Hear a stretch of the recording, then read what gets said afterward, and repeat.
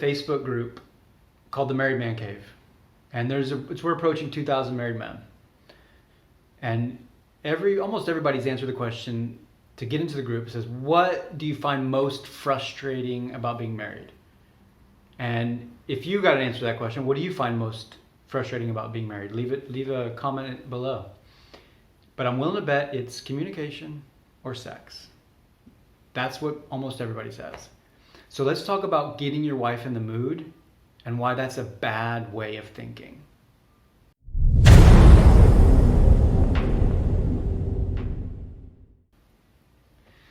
So thinking about how to get your wife in the mood doesn't serve you.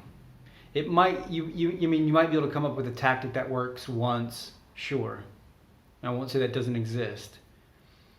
And you might find a tactic that works twice, right? You might find some tactics that work here and there, but thinking tactically about creating a sexual relationship with your wife and maintaining it doesn't work. You need to think strategically about that, and even at the mindset level. You need to make changes there so that tactics kind of flow naturally out of the strategies and the mindsets.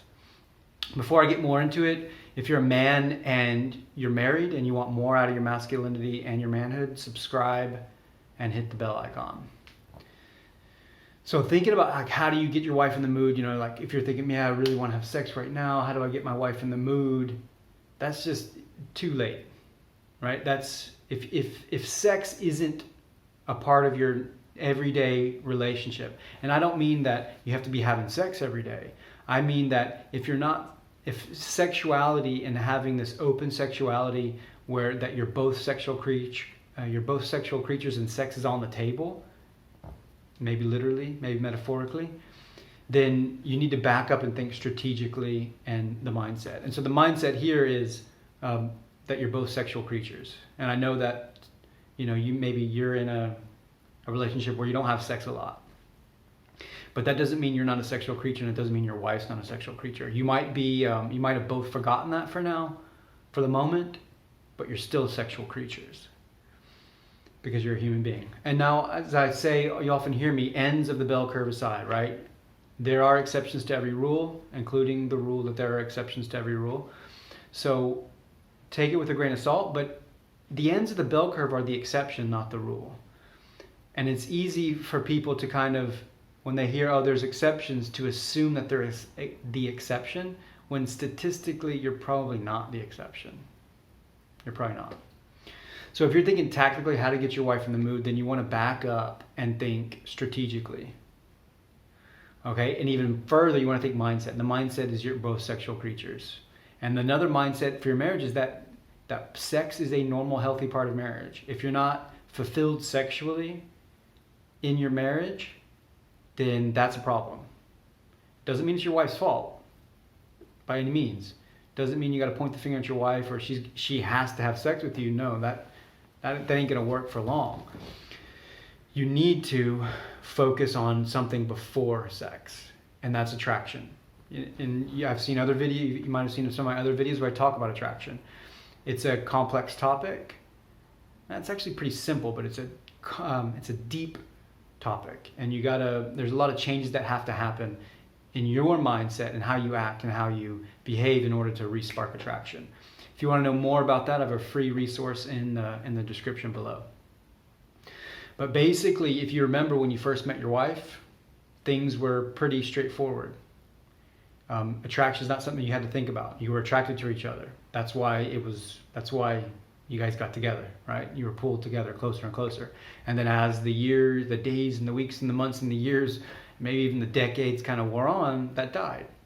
And I think that's normal. That's a normal part of marriage. And it sounds like, I love you, but I'm not in love with you. My wife, she was like, I'm not attracted to you. I was like, yeah, so what? Or maybe, falling out of love.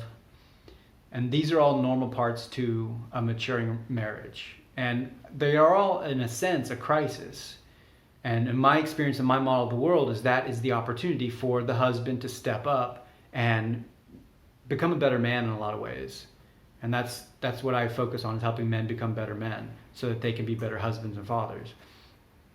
But the way I see it is the man has a responsibility to understand how attraction works and then to change, transform himself so that he can sort of master this mechanism of attraction. And what does that do? Well, that creates this tension throughout the marriage where sex is always on the table or always on the coffee table, wherever it is. But it's not an exception. And what I mean is like, if your wife is surprised that you want to have sex and she's like, ugh, why do you want to have sex with me?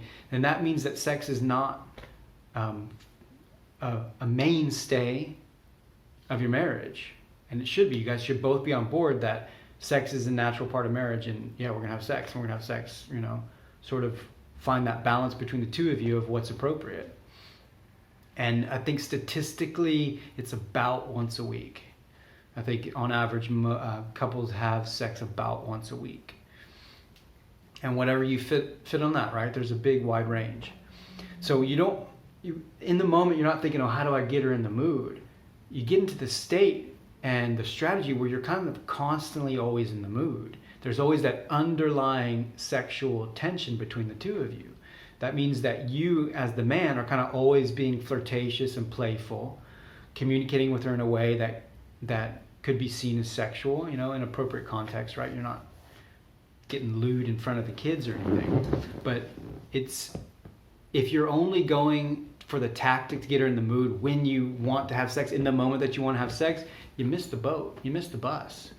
You need to be thinking about being playful and having that sexual and cultivating that sexual charge with your wife all the time, or almost all the time.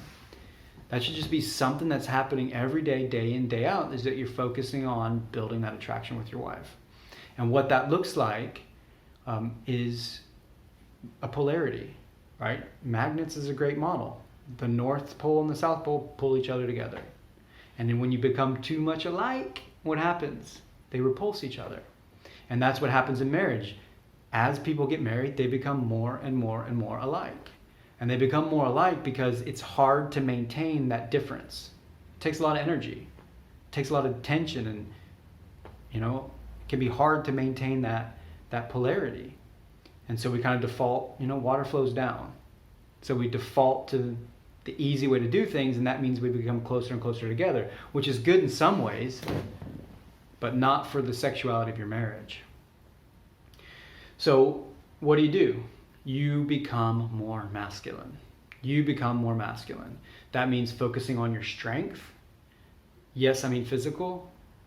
Yes, I mean lifting heavy things. No, I don't mean you have to be the strongest guy at the gym, but your goal, you focus on being stronger than yesterday's version of you, right? You just focus, maximize, optimize your physical strength and your mental strength. Focus on being more courageous. Focus on doing the right thing. And what the biggest problem that I see and that I hear about and I talk to men about is, these things are important, courage and strength, ambition, is a lack of a mission. They don't know what their life is about. Men get married and then they make their life about the marriage or the family. And that's an important part of the marriage. That's an important part that you need to take care of. You got some duty there. You got some responsibility for sure. But what is your life about? What difference are you making in the world? What's your mission? What do you want to be known for? And that's a big part of masculinity, is having this mission, this purpose to go after and pursue for a long time. And that is a very masculine thing. And once a woman sees a man on a mission like that, usually, ends of the bell curves aside, but women find that very attractive. So if you're thinking, how do you get your wife in the mood? Take a step back. Take a step back and look at yourself in the mirror and ask yourself, are you leveling up as a man? Are you focused on progress, on getting better? Are you getting stronger? And that's that, like a lot of times guys will expect their wives to have sex with them, right? You got married, it's part of the contract, and it is part of the contract. I think sexual exclusivity in exchange for sexual access is the unwritten part of the marriage contract. But you can't expect your wife to have sex with you. If it becomes a duty or an obligation for her, I mean, that is like the best way, the fastest way to kill any attraction, is you expecting, hey, it's my birthday. You know, where's the surprise? Where's the happy ending?